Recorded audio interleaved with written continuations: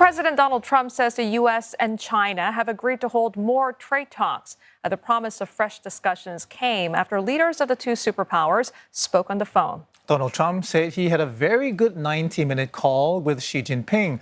Mr. Trump said the conversation focused almost entirely on trade, and they reached a very positive conclusion. He said a high-level U.S. trade team will meet Chinese officials soon, with the time and place to be announced later. Beijing issued a more muted readout, saying Mr. Xi spoke of the need to correct the course of ties. Both leaders also agreed to visit each other.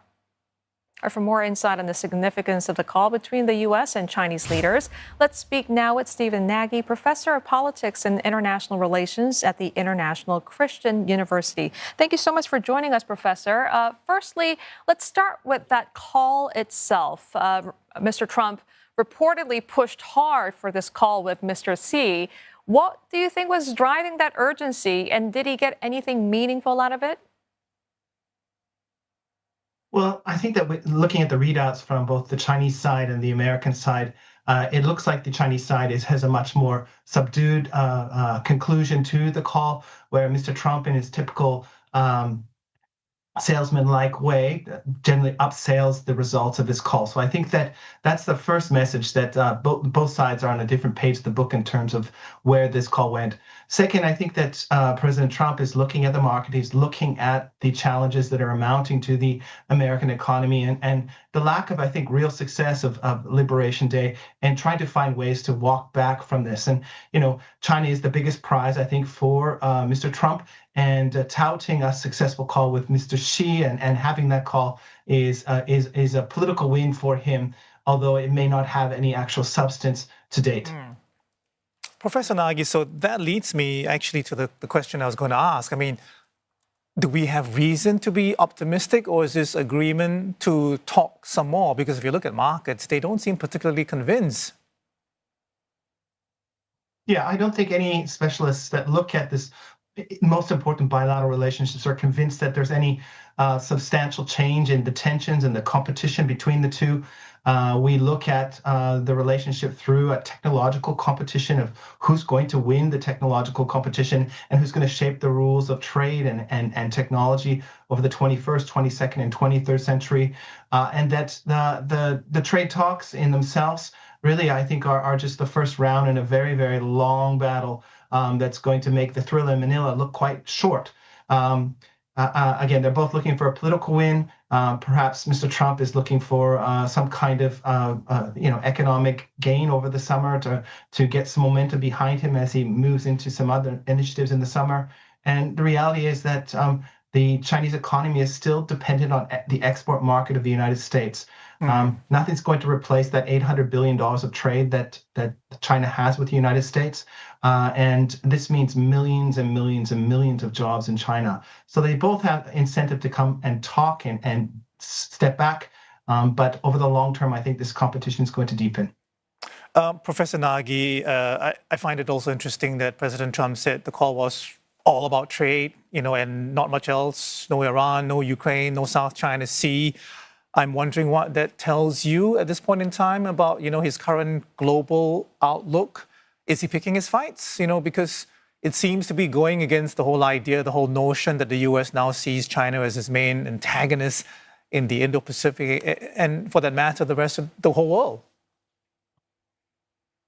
So, Arnold, I think you hit it, the nail on the head, is that we see a big inconsistency in the Trump policy. And we've seen really not many successes. He said he'd solve the Ukraine war in one day, and obviously that's not happened since he became president. The issues in Gaza have not been able to be solved, and even the issues with Iran and others. So he's looking for a political win. He's a transactional president. He doesn't see the world in the traditional way that I think many of us do, that it's not a zero-sum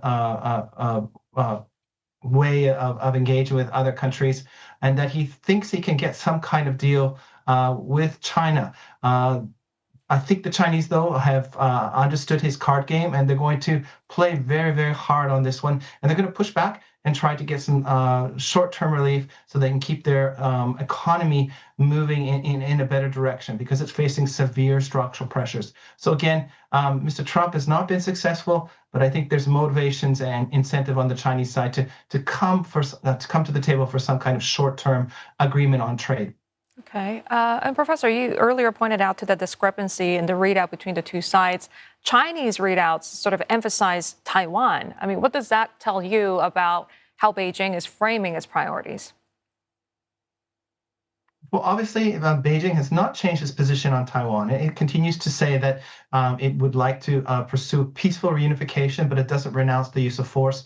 In every communique with the United States, it continues to say that Taiwan really is that critical red line for the Chinese, and that any movement by the United States that changes the current status or pursues something more unilateral in terms of some kind of recognition of Taiwan is ultimately going to be a game over for the bilateral relations. So the Chinese are putting that on the table and saying, if you recognize our interests, you recognize the one China policy publicly, and you move away from strategic ambiguity in terms of the United States' position on Taiwan, that we could probably move forward on some kind of trade talk and de-escalate aspects of this really, really important relationship and the long-term strategic competition that I think that we're engaging in. But from the Chinese side, this is the starting point of the negotiations and probably the end point of negotiations. Taiwan is not negotiable from the Chinese standpoint. Understood. Professor, I'm just wondering what the nature of this deal, short-term or otherwise, is going to look like, because Xi, has said both countries should seek win-win results in the spirit of equality and respect. I mean, does Trump do win-win and accept compromises with China? I'm not clear that word is part of his vocabulary, actually. I think that on both sides, there's a recognition that there's a need for some kind of rebalance of the relationship. But in Trump's White House, he doesn't seem to recognize that the trade balance between China and the United States reflects the comparative advantages and the benefits that both societies provide each other. And on the Chinese side, they do recognize that they need to boost domestic consumption. They need to find ways to get the economy moving. And I think there's recognition in amongst economists and those that are involved in trying to restructure the Chinese economy. But some aspects of the Trump's demands do make sense. The question is did they take maximalist approaches on both sides? And Mr. Trump's track record is that he puts on the table a maximalist approach and ends up in a minimalist position. So I think that there is an opportunity for the Chinese to buy more American goods, to open up their economy to a certain extent, but nothing like Mr. Trump is putting on the table. And from the Chinese the U.S. point of view, I do think there's an opportunity to bring a little bit more clarity to the Taiwan question, perhaps engage in or reduce tariffs in a way that are not so damaging to the Chinese economy, and still declare, a peaceful coexistence and a so-called win-win, as you put it. The reality is, if both leaders are going to be there, my sense is that the Chinese are digging in for a long fight, and that Mr. Trump is playing to his MAGA audience rather than, I think, the fundamentals of the U.S. economy and looking at both the benefits and the challenges that exist between China and the United States and their economic engagement. Okay, so when it comes to leverage, Professor, which side actually holds the stronger negotiating position right now? So this is a real tough one, Julie. And I think that, on the one side, the United States, it's a consuming country. Christmas is coming up. They're going to probably want to buy a lot of goods. And most of those goods will come from China. I think the Americans can probably have a few less Christmas presents under the Christmas tree. But the challenge, I think, comes on the Chinese side. Can they see a dramatic reduction in the goods that are being exported to the United States? And this is the real question, because remember, the Chinese economy still is a manufacturing-based economy. It produces a lot of goods, not just for the global South, but for rich Western economies like the United States. And it needs those markets to, again, keep those millions and millions of people employed in the factories along the east coast of China and the southern part of China.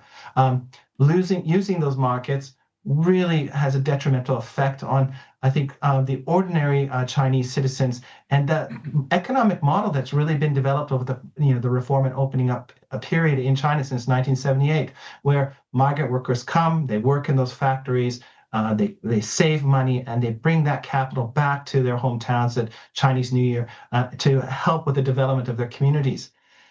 Without them working, that model breaks, and it creates pressures in terms of those migrant workers in the manufacturing zones, but also in the development process in their hometowns. And I think this is where it hurts, not just once, but twice. In that sense, I think the Chinese really need to find a way to get to the table to the short term to deal with some of these challenges of an emerging unemployment problem. All right, Professor, we have to leave it there. It's been great talking to you. Thank you very much. Stephen Nagy is Professor of Politics and International Studies at the International Christian University.